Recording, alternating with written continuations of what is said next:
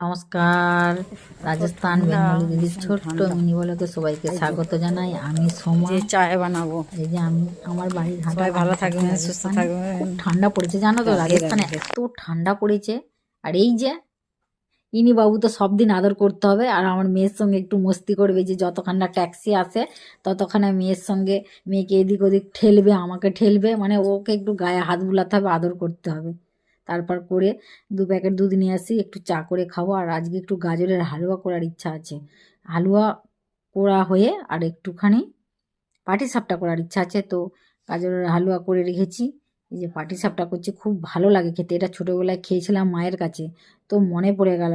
আমাদের বাড়িতেও বৌদি আসছে, তো কী বানাবো কত কিছু মনে পড়ে যখন কুটুম না আসে, যে এইটা বানাবো একদিন, ওটা বানাবো। কিন্তু কুটুম আসার পর গল্প করার নেশা এতটাই নেই, কুটুমের যত্ন আর হচ্ছে না, শুধু গল্পই হয়ে যাচ্ছে। আর পাটিসাপটাটা একটু ঘিয়েতে করলে ভালো হয়। আর এখানের ঘিগুলো জানো তো একটুও সেন্ট নেই, তাই একটু দেশের ঘি আর একটুখানি সাদা তেল দিয়ে পাটিসাপটা করছি। আর এটা হচ্ছে সুজি আর ময়দা দিয়ে, ননস্টিকের তাওয়াতে খুব সুন্দর হয়।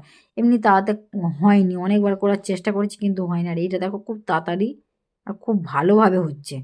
আর এটা তো খুবই ভালো লাগে। সবাই তো নারকেলের পাটিসাপটা করে, আর তাই আমি একটু উল্টো ধরনের করলাম।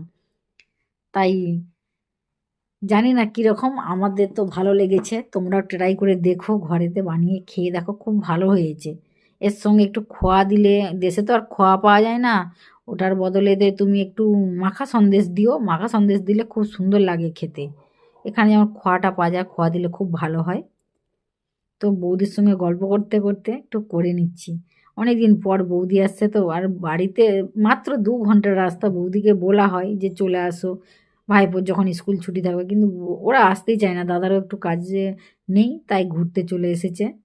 আর সেই জন্যে কী বানাবো আজকে একটু পাটিসাপটা হচ্ছে। এই শীতেতে ঠান্ডাতে নেই, খুব ভালো লাগে পাটিসাপটাটা খেতে।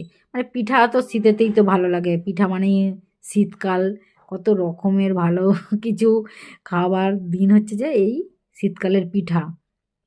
আর একটুখানি এই যে স্টাইল দেখাতে গিয়ে অর্ধেকটা পড়ে গেল পাটিসাপটাটা। নাহলে ট্রাই করেছিলাম যে যেমন সব শেপেরা করে, একটুখানি উল্টিয়ে একটু ট্রাই করলাম, কিন্তু হলো না জানো প্রথমেরটা। আবার এই যে দ্বিতীয়টা করছি, তো কেমন হয়েছে একটু বলো কিন্তু।